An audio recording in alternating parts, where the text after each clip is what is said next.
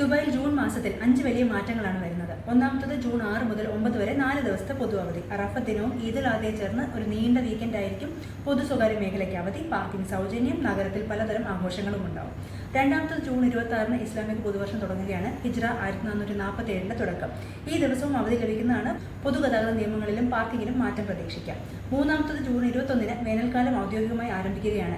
ഈ വർഷത്തെ summer solstice, അതായത് ഏറ്റവും നീണ്ട പകലും ചെറുതായ രാത്രിയുമായിരിക്കും. ഇനി ഇൻഡോർ ആക്ടിവിറ്റികളിലേക്ക് ഷിഫ്റ്റ് ചെയ്യേണ്ട സമയമാണ്. നാലാമതായി ദുബായ് മോളിലെ ഗ്രാൻഡ് പാർക്കിംഗ് താൽക്കാലികമായി അടയ്ക്കുകയാണ്. 694 പാർക്കിംഗ് സ്പേസ് ഉള്ള ഈ ഭാഗം ജൂൺ മുതലാണ് പൂട്ടുന്നത്. ഓഗസ്റ്റിൽ പുതിയ ഗ്രാൻഡ് ഡ്രൈവ് തുറക്കുന്നത് വരെ മറ്റ് പാർക്കിംഗ് ഓപ്ഷനുകൾ ഉപയോഗിക്കേണ്ടി വരും. അഞ്ചാമത് ദുബായ് സമ്മർ സർപ്രൈസസ് 2025 ജൂൺ 27 ആരംഭിക്കുകയാണ്. 66 ദിവസത്തെ വിലക്കുറവ്, ഓഫറുകൾ, ലൈവ് ഷോകൾ, ഏറ്റവും വലിയ shopping festival, summer holidays offers, great Dubai sale, back to school തുടങ്ങിയ 3 പാക്കേജുകളിൽ വലിയ സേവിങ്സ് നിങ്ങളെ കാത്തിരിക്കുകയാണ്. ഇതുപോലുള്ള ഗൾഫ് വാർത്തകൾക്കായി ഫോളോ ചെയ്യും, ഷെയർ ചെയ്യും. ഇനിയും വിശേഷങ്ങൾ വരും.